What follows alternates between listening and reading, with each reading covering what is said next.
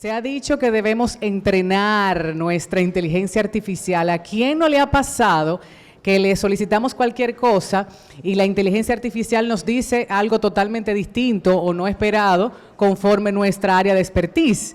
¿Verdad? Y es importantísimo tomar en cuenta también esto de no sustituir, por el contrario, apoyarse en inteligencia artificial. Y estoy pensando en las y los docentes, en todo el sector educativo, que ya decía nuestro experto, la alfabetización digital es uno de los grandes retos, no la regulación. Tenemos marcos en República Dominicana, por lo que vamos a aprovechar estas tecnologías. Y si tienen algunas preguntas, por favor, en la hora del almuerzo, acérquense a nuestros conferencistas, ya que ahora vamos a pasar al primer panel de inmediato. Yo me estoy moviendo porque vi como que algunas personas están como que necesitando café. Esto fue a propósito que lo hice. ¿Vieron? Vámonos entonces de inmediato mientras yo voy presentando a las personas que van al primer panel. Por favor, vamos pasando para aprovechar el tiempo. El primer panel lleva por título Inteligencia Artificial y Educación Inclusiva, perspectivas locales, regionales e internacionales. Por favor, llamamos a la señora Elena Gastón López, maestra especializada en educación, estará en Zoom, especializada en educación de estudiantes con necesidades educativas especiales y con más de 40 años de experiencia trabajando con personas ciegas y personas con discapacidad visual grave en la Organización Nacional de Ciegos Españoles, en la ONCE. Su trabajo se ha centrado especialmente en atención temprana, enseñanza del sistema Braille y accesibilidad de contenidos educativos digitales, contribuyendo al desarrollo de modelos internacionales de inclusión educativa. Ella estará con nosotras vía la plataforma Zoom. También nos acompaña Andrea Herrera, representante de CONALIVI en Colombia, la organización nacional que representa a las personas ciegas y con baja visión, quien compartirá experiencias regionales sobre liderazgo de mujeres con discapacidad en espacios digitales y procesos de incidencia social. Vamos ocupando de inmediato los asientos que están aquí al centro a nuestros panelistas. Se integra igualmente Jonathan Javier Berroa, licenciado en Comunicación Digital con especialidad en Tecnologías de la Información y Accesibilidad Universal desde el Consejo Nacional de Discapacidad CONADIS. Lidera estrategias nacionales de accesibilidad universal y ha desarrollado una importante trayectoria como intérprete de lengua de señas, contribuyendo a fortalecer la inclusión en entornos institucionales y digitales. También participa Alfonsina de la Cruz, psicóloga clínica con maestría en neuropsicología clínica por la Universidad de Salamanca, España, y más de 15 años de experiencia en coordinación de equipos de psicología, gestión educativa e inclusión educativa. Actualmente se desempeña como encargada de la División de Inclusión Educativa del CONADIS, donde impulsa estrategias para mejorar el acceso a la educación de personas con discapacidad. Bienvenido, bienvenida. Este panel será moderado por el periodista y experto en comunicación José Alberto Beltrán. ¿Quién mejor que él para esta importante tarea y moderar este primer panel de este Congreso Internacional Inteligencia Artificial y Educación Inclusiva, perspectivas locales, regionales e internacionales? Bienvenido, José Alberto Beltrán. Tiene la palabra para iniciar entonces nuestro primer panel del día.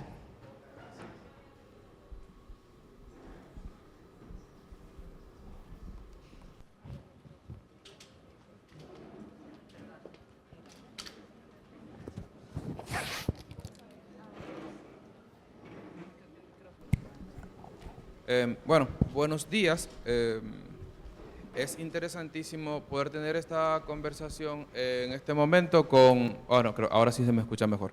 Entonces, con este equipo que nos acompaña, yo les propondría entonces que tratemos de abordar esta conversación desde lo práctico. Acabamos de asistir a una conferencia magistral bastante rica y yo creo que ahora tal vez nos conviene explorar desde puntos de vista muy prácticos, muy directos, Los siguientes temas, las preguntas las iré realizando y cualquiera puede intervenir en cualquier momento.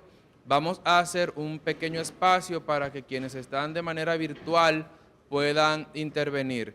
Entonces, de inmediato vamos a abordar un poco temas de avances en materia de inclusión tecnológica para personas con discapacidad visual en sus contextos.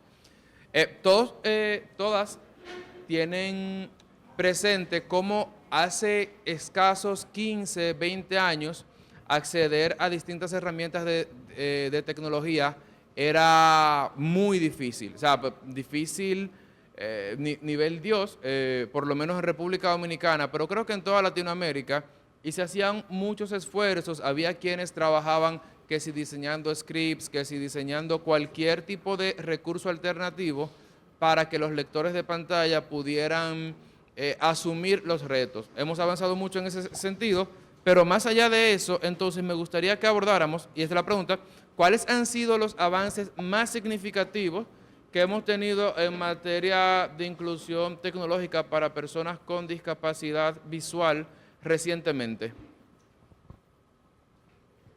Bueno, en mi caso podría tomar la palabra. Saludo para todos. Jonathan Javier de Conadis.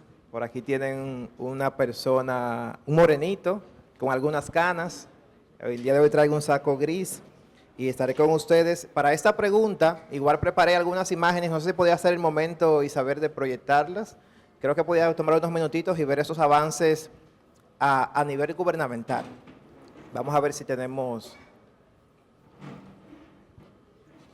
si será posible o no. Confirmo eso con el equipo técnico.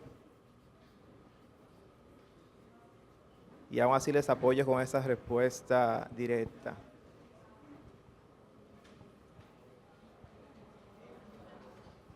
De todas maneras, empiezo igual abundándole sobre el tema. Al final tenemos normativas, por ahí iba empezando, ¿verdad? Que eso sí lo conocemos la mayoría. En la presentación tenía imágenes colocando la foto de lo que es la Ley 5-13, ¿verdad? Y la Convención de los Derechos de las Personas con Discapacidad, al final como un marco legal robusto. De igual forma, coloqué una imagen que sí aborda y se apega directamente al tema que llevamos a compartir, que es una normativa que existe en el Estado Dominicano, que es la norma sobre accesibilidad web del Estado Dominicano, la NORTI V2. Es una normativa que viene extraída igual de los mismos pilares y principios de la WCAG, ¿verdad? Que el mismo engloba que los portales web sean perceptibles, que sean operables, que sean comprensibles y robustos. Eso sí lo tenemos en pantalla. Pero aparte de esa normativa que se maneja con la NORTI V2 junto a la OTI, tenemos igual una NORDON, la NORDON 826, que es de requisitos de accesibilidad web en el estado, en los portales web. Es decir, tenemos normativas legales, tenemos normativas gubernamentales y una NORDON que trabaja los portales web a nivel general. Luego de eso, en la siguiente imagen, les coloqué lo que son logros que se han tenido específicamente en accesibilidad en temas de comunicación. Coloqué en la pantalla una imagen referente a un diccionario que salió hace unos años de lengua de señas dominicana, ¿verdad? Abordando los avances que hay con la comunicación en ese sentido. Y de igual forma coloqué una imagen que contiene la portada de la normativa B2 de la NORTI. Y les explico en breve por qué esto es importante para esta pregunta. ¿Cuáles son los avances que hemos tenido y a dónde nos abordamos? El año pasado, 2025, exacto, en este periodo 25-26, se colocó en marcha un Plan Nacional de Discapacidad. A nivel general o macro, el mismo aborda el tema de accesibilidad universal. Y este separa lo que es accesibilidad física, comunicacional, turismo y transporte. Y deja tareas puntuales de avances, ¿verdad? De qué vamos a hacer para lograr que la accesibilidad en la comunicación se garantice para todas las personas. Ese es uno de los hitos más grandes. Y en la siguiente imagen, si pueden ayudarme, ¿verdad? Aquí tenemos el Plan Nacional, ¿verdad? Ese lanzamiento, quizás algunos estuvieron presentes. Coloqué en pantalla una imagen donde estamos el del lanzamiento en Palacio Nacional con el Plan Nacional de Discapacidad. Y el mismo, como describo, tiene indicadores puntuales de tareas para que el Estado Dominicano se enfoque en garantizar los derechos de las personas con discapacidad en temas de tecnología y comunicación. Pero me voy a enfocar en lo que sigue. Si me pueden avanzar a la imagen a continuación. Para mí, en resumen, esos dos logos que coloco en pantalla y les describo en un momento, dejan avances de aquí en adelante en grosso modo. Primero está un logo de ITIGE. Si no lo han escuchado el término, es un programa que dirige la OTI en el país. Son indicadores específicamente del Estado Dominicano de uso de las tecnologías e implementación del gobierno electrónico del Estado Dominicano. Entonces, se encarga de medir las instituciones gubernamentales con el uso de tecnología. ¿Cómo me apoya eso? Es decir, ¿qué avance tengo en ese sentido? Por medio de ese indicador, logramos que todas las instituciones de gobierno completen o revisen y avancen en accesibilidad en la comunicación con sus portales web. Siempre hay una motivación para hacerlo. Tenemos temas de capacitación y demás, pero cuando hay algo que nos motiva a realizarlo, hay como un empuje, ¿verdad? Lo hago mucho más fácil. Eso me dice, mira, tienes que hacerlo porque te están midiendo para lograrlo. Pero más que ese programa, el que está al lado es un logo del SISMAT, Gestión Pública. Este es un poco más fuerte y me da un poco más de avance. Ambos tienen su potencial, ¿verdad? Pero el SISMAT invita a que todas las instituciones de gobierno cumplan con criterios que se colocan en ese programa como indicadores, y si no lo cumplen, pues habría un porcentaje de cumplimiento mínimo en su institución. Motiva, ¿por qué? Porque en el gobierno, si tengo un indicador colocado en el SISMAT, la institución gana un porcentaje, y si aprueban ese indicador, tienen otros beneficios puntuales. Tienen hasta bonificaciones en las instituciones de gobierno. Entonces, eso motiva a que todas las instituciones y personal de trabajo se enfoque en lograr lo que queremos. ¿Por qué estos dos los muestro como un gran avance en esa primera pregunta? Como mencioné al inicio, si no medimos y no le damos seguimiento, pues solo con educar y mencionar que lo que queremos hacer, pues no lo lograremos. Tenemos que tener algo fuerte desde el gobierno que invite a que se haga. Y que si tú no cumples un indicador, pues no tendrás un bono al final, o no lograrás un objetivo puntual. Entonces, al final, ambos indicadores logran un objetivo grande para nosotros. Y al final, también, en tema de avances, agregar eso que mencionaban recientemente en la presentación, ¿verdad? El tema de la motivación que llevan esos indicadores y el tema de las capacitaciones que debemos seguir llevando a todos en ambos frentes, tanto a instituciones gubernamentales, instituciones privadas, como a todos los usuarios, ¿verdad? Porque al final logro que todos los portales sean accesibles, pero hay capacitación al público que debo brindar también. Entonces, al final eso mostramos como avances puntuales tanto ahora como en lo adelante. Muchas gracias. Una cosa metodológica que se me pasó decir al principio, me disculpo, y ahora me gustaría escuchar en breve a Elena y a Andrea, si están disponibles, pero vamos a tratar de que nuestras respuestas no excedan los 2 minutos, porque luego de acá tenemos otro panel, y entonces para cumplir un poco con la agenda, sería bueno un poco, y poder como que cumplir un poco con la interacción, vamos a tratar de que nuestras respuestas no excedan los 2 minutos. Entonces, Elena y Andrea nos comparten un poco sus perspectivas desde la experiencia que tienen tanto en la ONCE como en Colombia. Hola, buenas tardes. ¿Me oyen bien? Hola. Hola, buenas tardes. Hola. ¿Me oyen bien? No me oyen. Hola, buenas tardes. Se escucha bien. Elena, sí te oye. Ah, vale, muchas gracias. Bueno, desde la ONCE, aparte de todo lo que se ha dicho anteriormente, que nos ha parecido muy real, muy actual y muy interesante, en el grupo Accedo, que es al que yo pertenezco, que es de accesibilidad a contenidos educativos digitales, nos basamos fundamentalmente en la educación. Y hablando de la IA, de la capacitación de las niñas y las mujeres para un futuro profesional y para evitar una violencia de género, lo que estamos es trabajando, por un lado, en investigación de todo lo que se está haciendo a nivel tecnológico y de cuáles son las capacidades y las habilidades que pueden tener nuestras niñas y nuestros niños para trabajar en esas tecnologías, formando a profesionales, tanto del ámbito educativo, para que sepan utilizar las tecnologías. Yo sé que no ha venido al Congreso porque tiene múltiples compromisos, pero aquí te mando el Zoom de una que me están dando acá, de la fe, cómo está Regina. Perdón, vale. También formando a diseñadores para que sepan cómo hacer las cosas accesibles desde el origen. Estamos trabajando con empresas que trabajan en la IA para contenidos educativos, para que esa IA no solo genere contenidos accesibles, sino que permita a una persona con discapacidad visual generar esos contenidos accesibles. Y por último, y lo más importante, estamos trabajando no en prohibir la IA, que es algo que se está haciendo mucho con los niños y los adolescentes, sino en enseñarles a utilizarla.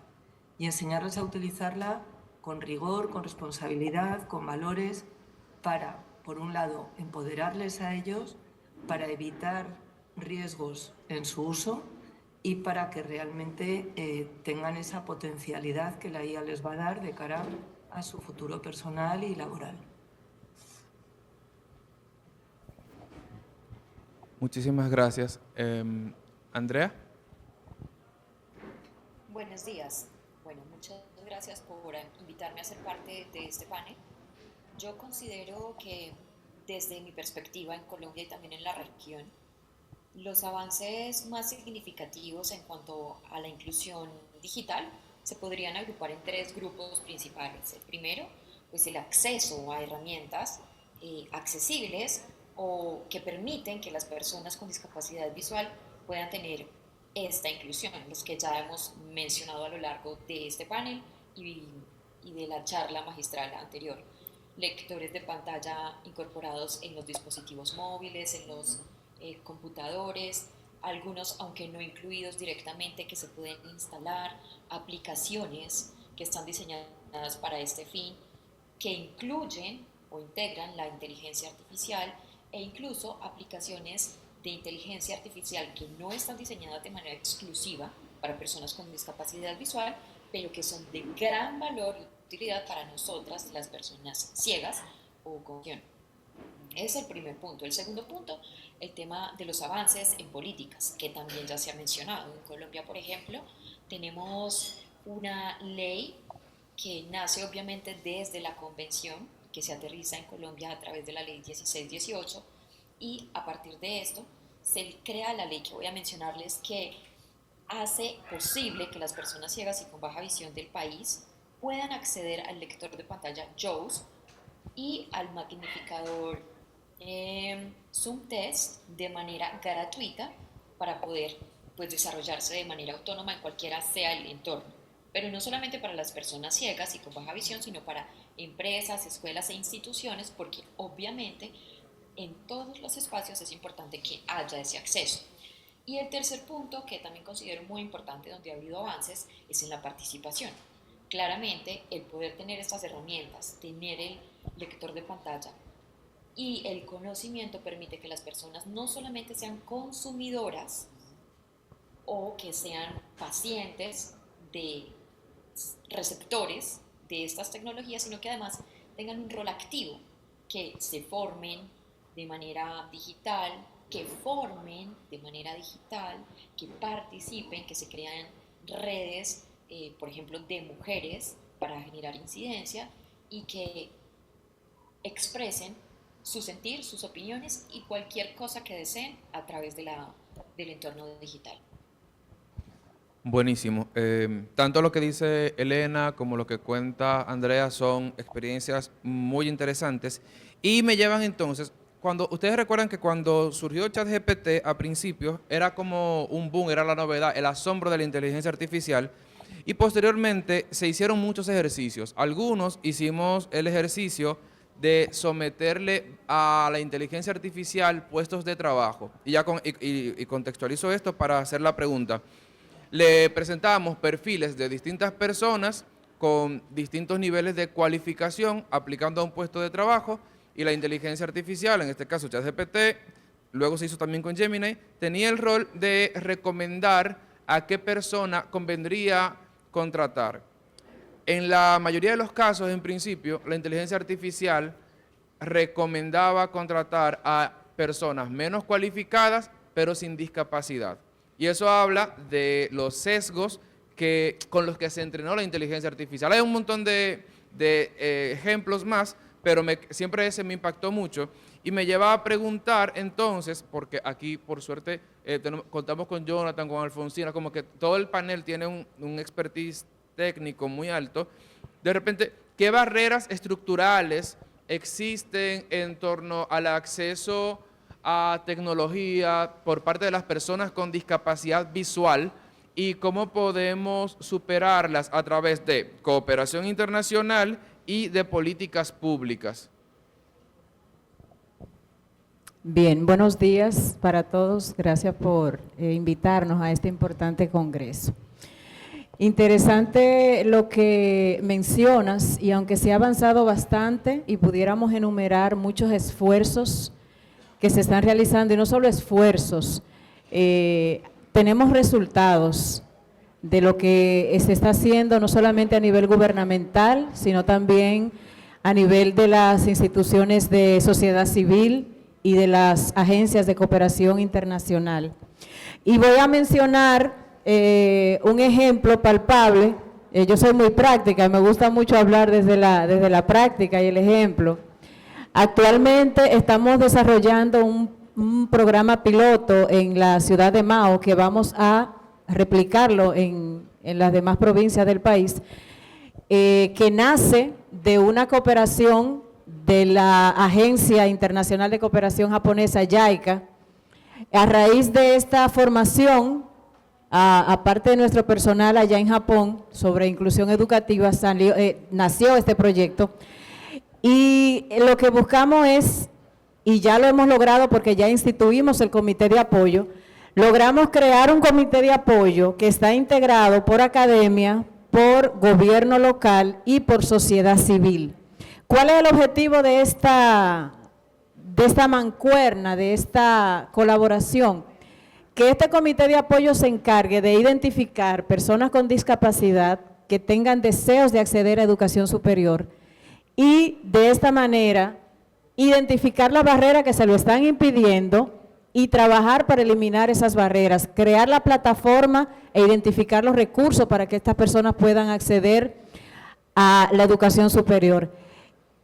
Quise mencionar esto como parte de los esfuerzos que se está haciendo desde el gobierno, desde las organizaciones de cooperación internacional, para ir reduciendo las barreras, que son muchas, porque no nos vamos a hacer los ciegos. Se ha avanzado mucho, pero también hay muchas barreras. Una de las más importantes, yo diría, que es la falta de dispositivos tecnológicos adaptados para personas con discapacidad. Esa es una de las mayores barreras estructurales que tenemos. Otro importante también es la insuficiente cantidad de docentes formados en inclusión educativa y en temas de tecnología asistiva. Y también tengo que mencionar ahí que aunque tenemos muchas barreras en ese sentido, también se está trabajando. Actualmente CONADI se está gestionando, coordinando una formación para 50 docentes con una universidad colombiana, que es parte también de la cooperación internacional, para formar a esos docentes en educación inclusiva.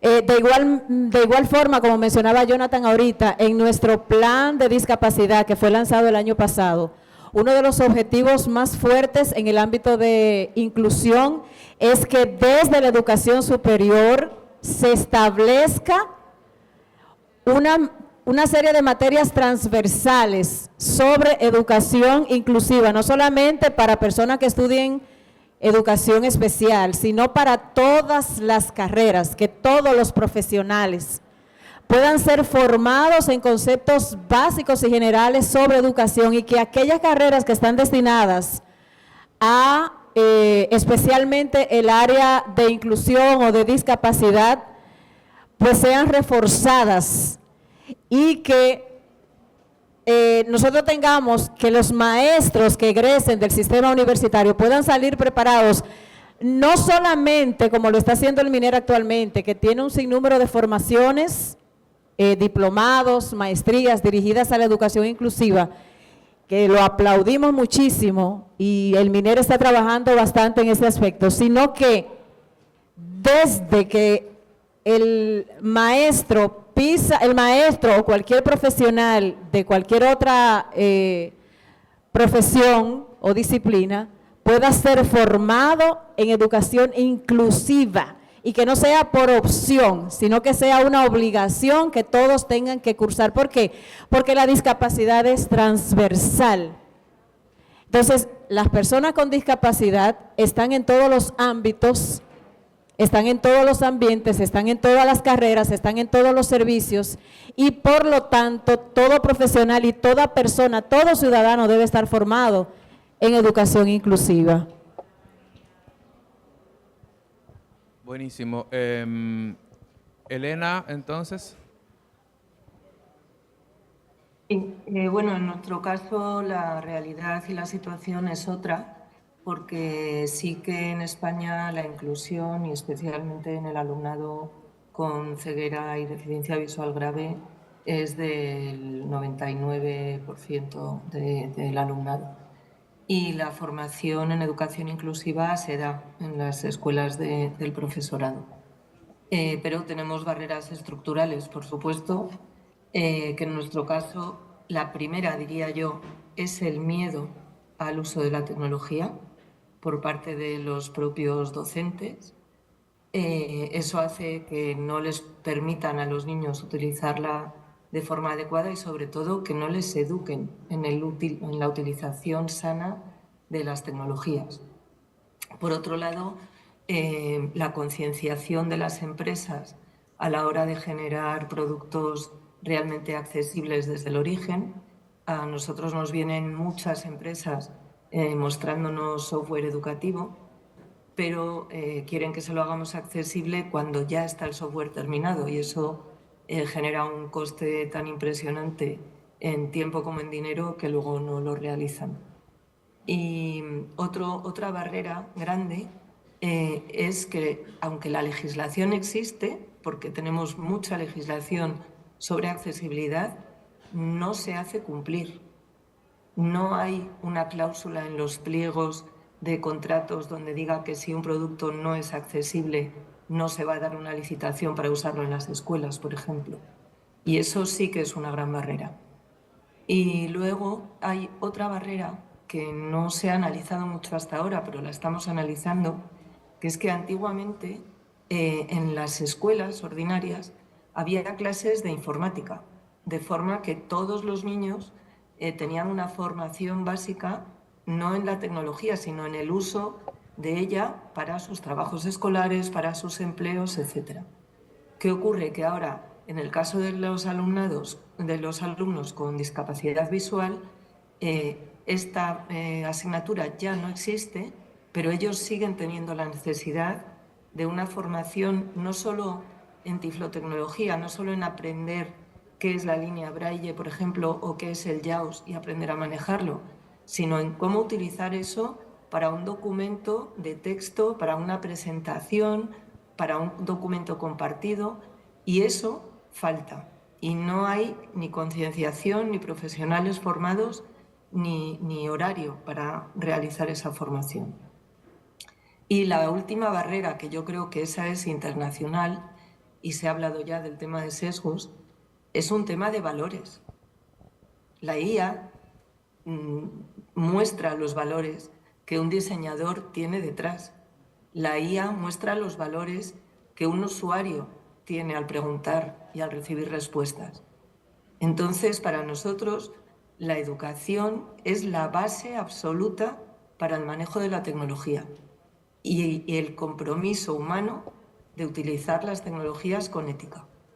Eso es lo que yo creo que se debería fomentar y que se debería hacer desde las políticas públicas y la cooperación internacional. Y creo que marcos como este, en el que compartimos un mismo idioma y podemos compartir recursos, serían de gran utilidad para realmente avanzar en este sentido y también potenciar el que se haga cumplir la legislación. Muy bien, y corroboro con usted en la mayoría de los puntos. Entonces, Andrea, ¿tú qué nos cuentas?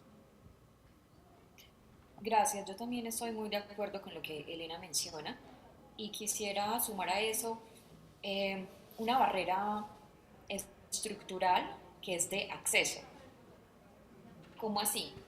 Existen herramientas, existen aplicaciones, existe la información, pero hay muchas personas, muchas mujeres y hombres con discapacidad visual que no tienen la manera de acceder a ellos por el precio, el coste de estas herramientas, por el lugar geográfico donde están ubicados, que no solamente los aleja, digamos, de las ciudades principales, sino también de muchas oportunidades. Y aquí quiero mencionar rápidamente, nosotros en Colombia también realizamos un proyecto muy parecido al que ustedes están desarrollando. Se llamó Educación Digital, Mujeres Diversas con Discapacidad, y trabajábamos con mujeres que además de tener discapacidad visual tenían otras interseccionalidades como ser indígenas, afrodescendientes, migrantes.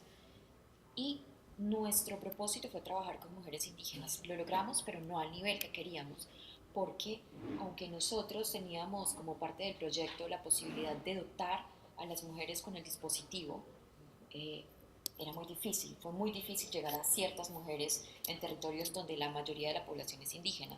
Ni siquiera pudimos identificarlas, aunque hubo la labor, se hizo la tarea, pero no fue posible.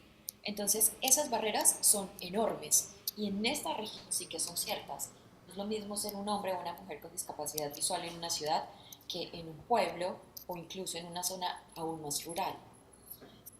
Otra barrera es la de accesibilidad.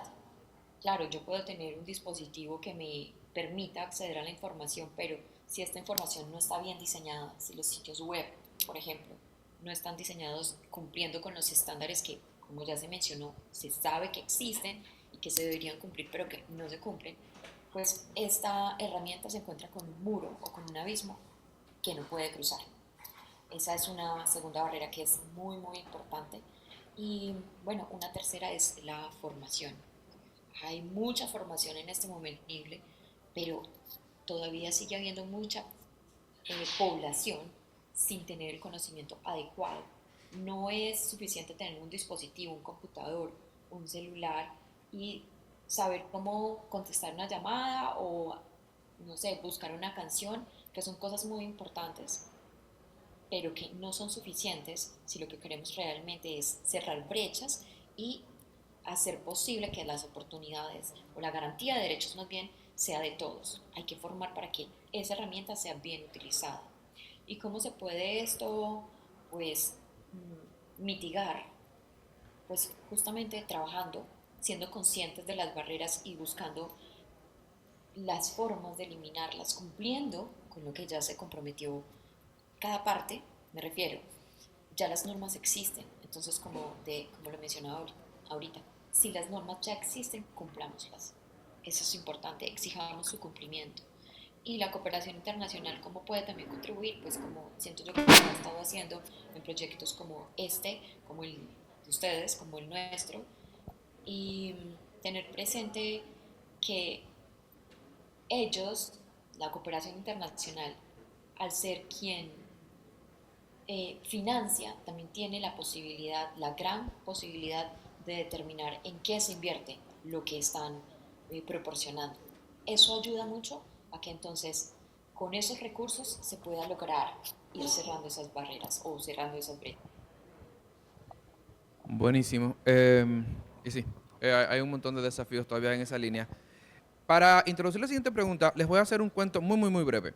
En 2014, en Estados Unidos se hace algo que se llama la Blind Leadership Conference, que es como que una conferencia anual en el que el liderazgo de personas con discapacidad visual se reúne, se presentan herramientas de tecnología y asisten distintas empresas. Bueno, Panasonic asistió a esta conferencia a presentar las herramientas de accesibilidad de un nuevo televisor. Y cuando los asistentes y las asistentes comenzaron a preguntarle a quien presentaba sobre las características de este televisor, la persona no sabía contestarle lo suficientemente bien hasta que alguien hizo la pregunta del $1.000.000. Le preguntó, ¿cuántas personas ciegas testearon, examinaron ese producto? Y ella no supo qué contestar. A Panasonic se le armó una crisis bastante grande en ese momento porque no había ninguna persona ciega la había testeado. Entonces, actualmente Google tiene, si entramos por ejemplo a la plataforma de Google AI, vamos a ver que Google tiene toda una política para hacer lo que se llama accesibilidad nativa, adaptativa, que es muy interesante, les invito a verla. Y ahí surge la pregunta, en este momento, hoy por hoy, con todo el escenario que tenemos en materia de avances tecnológicos, de inteligencia artificial, Andrea hablaba un poco de la barrera que hay respecto a los dispositivos como las líneas braille y tal, que son bastante costosos. De repente, ¿qué rol juegan las organizaciones de personas con discapacidad en el diseño de tecnologías inclusivas, partiendo desde la IA, pero también desde otras herramientas? Aquí puedo agregar un comentario. En este caso, lo correcto es, en tema de accesibilidad universal, hablando de todas las condiciones, ¿verdad? Perdón, de accesibilidad, realizar pruebas con personas con discapacidad siempre, o igual representantes de sociedad civil. En el caso de la certificación que realiza la OTI, así funciona. Es decir, no lo realiza solamente un técnico, sino que deben ser testeadas y revisadas por personas con discapacidad visual, en este caso, específicamente con el tema de los portales web. Claro, en la normativa NORTIV2, igual que la WC13AG, tenemos varias condiciones. Hay criterios también para personas sordas y hay criterios específicos para personas con discapacidad visual. Entonces, al final, utilizar también varias condiciones representativas permite testear correctamente estas herramientas. Otro aporte que podría hacer en ese sentido era con relación a la capacitación que hablamos reciente hacia afuera. Si no es lo mismo que un técnico utilice a una persona X para hacer un test de una aplicación o un sistema, o en este caso tecnología artificial moderna, ¿verdad? Porque la persona debería tener conocimiento previo de qué va a realizar y qué va a revisar. Pasa también a la hora de quejarnos o realizar una sugerencia de mejora de un portal. No lo podríamos hacer si no tengo previo conocimiento. Entonces aquí uno a esto, las dos cosas como respuesta. Primero, actualmente se realiza con personas con discapacidad, debe seguir siendo así siempre porque es la norma. Y segundo, debemos seguir capacitando a usuarios también, para que todos podamos ser veedores de que lo que se está haciendo está correcto.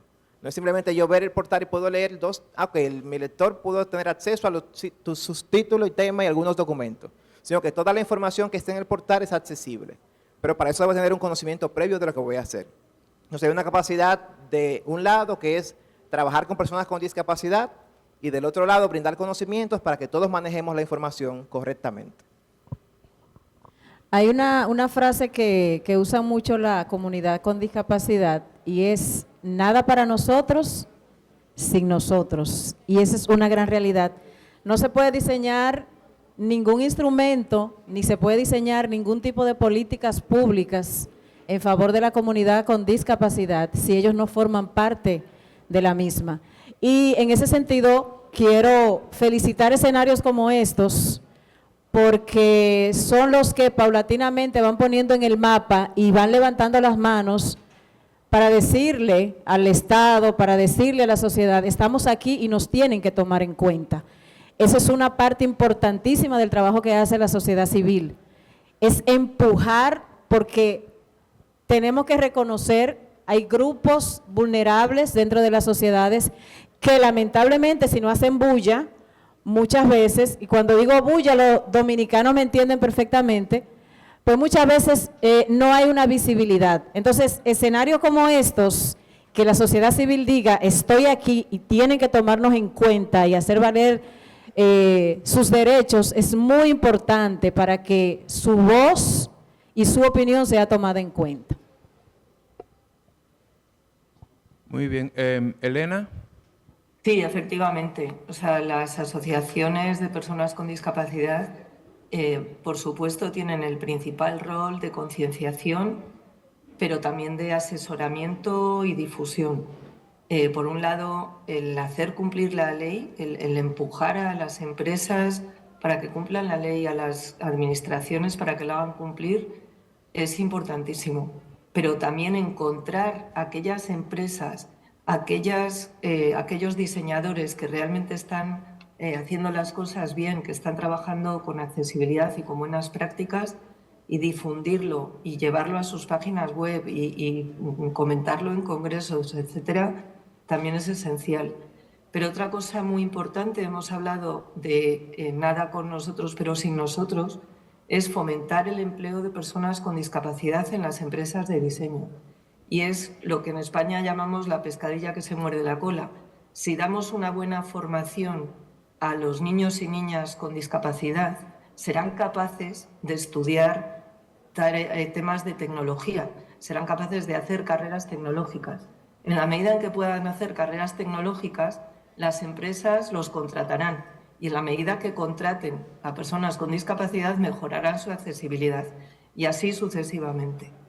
El problema es que muchas de las empresas no acuden, como decía antes, hasta que los productos están elaborados. Entonces, hay que luchar por seguir concienciando, formando, asesorando, para que realmente se entienda la necesidad de la accesibilidad, que la accesibilidad es un derecho humano, que no estamos hablando de un requisito técnico de lujo, y que realmente se hagan las cosas con ética profesional. Muy bien. Andrea.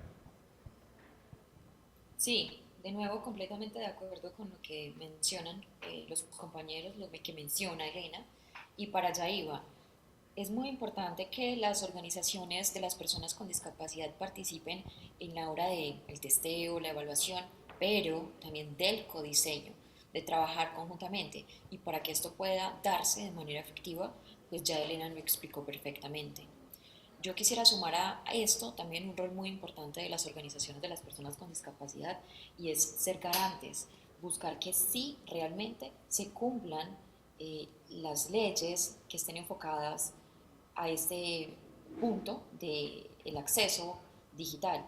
Y quiero nuevamente poner un ejemplo. Aquí en Colombia tenemos la ley que les mencionaba que hace posible que las personas con discapacidad visual tengan acceso a estos software, el lector de pantalla y el magnificador.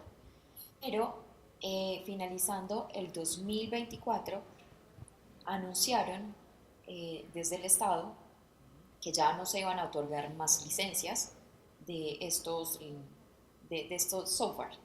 Pues claro, entonces, dada esta situación, CONALIVI, que es la organización que representa a la población ciega y con baja visión de Colombia, junto a otras organizaciones, comenzaron a trabajar arduamente por hacer que esto se cumpliera, porque no, como ya lo mencionaban ahorita, no son favores, son derechos y que además ya están garantizados por una ley.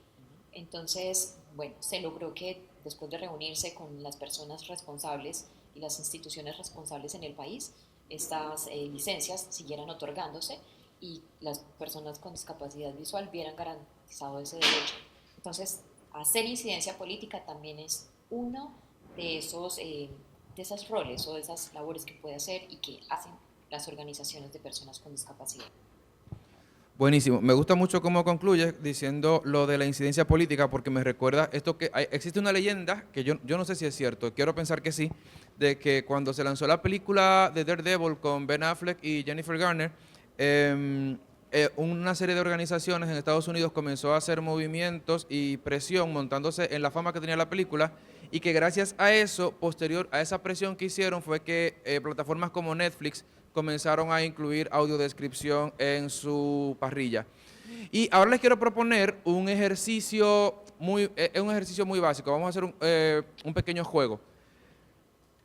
Todo lo que se hace en materia de política pública y en materia de desarrollo de proyectos siempre parte de algún tipo de buena práctica. Entonces me gustaría que con una frase lo más concreta que puedan me dijeran en orden ¿cuál entienden ustedes que es una buena práctica, una lección aprendida que podríamos aplicar para incrementar los niveles de acceso e inclusión en materia tecnológica de personas con discapacidad visual en la República Dominicana?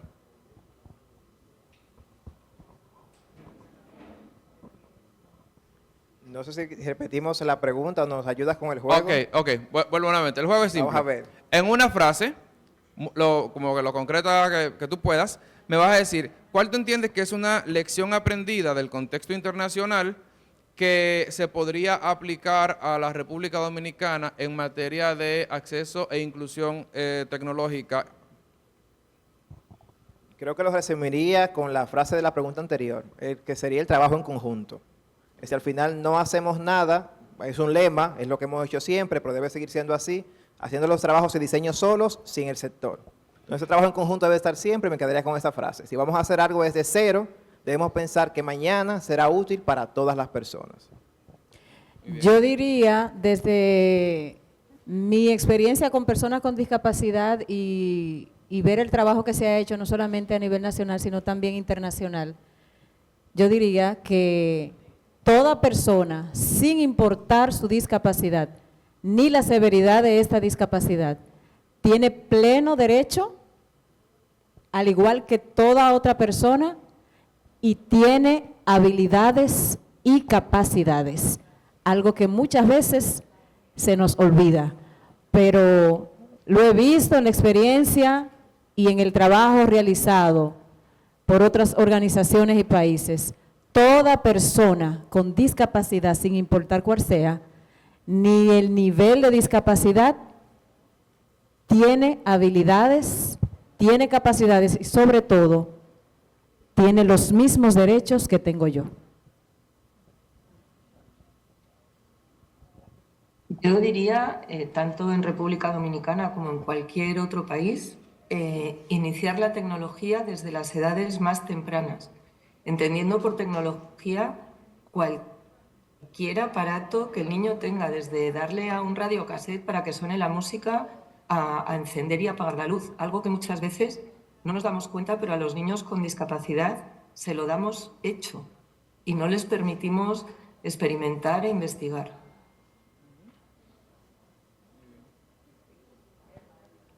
Bueno, yo considero que la frase de nada sin nosotros, nada para nosotros sin nosotros es interesante, funciona muy bien, pero la dejaría en nada sin nosotros, porque definitivamente es eso, no hay nada que no sea para nosotros, o no hay algo que sea, no debería haber algo que sea exclusivamente para nosotros y el resto no. Y si eso se tiene presente, entonces todo lo demás que ustedes mencionan que es tan valioso y tan importante, ahí estaría reunido. Buenísimo. Jonathan, Alfonsina, Elena, Andrea, muchísimas gracias. Yo creo que coincidiremos todas y todos los que estamos acá presentes en que ha sido una conversación bastante enriquecedora y que de aquí me quedo con tres cosas. Uno, es importantísimo sintetizar, y lo acaba de decir Andrea, no hay nada que no sea para nosotros y para nosotras, o sea que nada sin nosotros y nosotras. Y eso aplica a política pública, a diseño de proyectos. Dos, es importantísimo que fomentemos la pérdida del miedo a la tecnología, fue de lo que más se repitió. Y a eso yo le agregaría incluso que es importantísimo fortalecer la capacidad tecnológica de las organizaciones para que puedan ejercer ese rol. Y tercero, es bastante relevante el tema en el rol de las organizaciones, el involucramiento y la incidencia, el activismo político para que puedan garantizar esa defensa. Sin otro particular, muchísimas gracias a todas y a todos. Muchísimas gracias.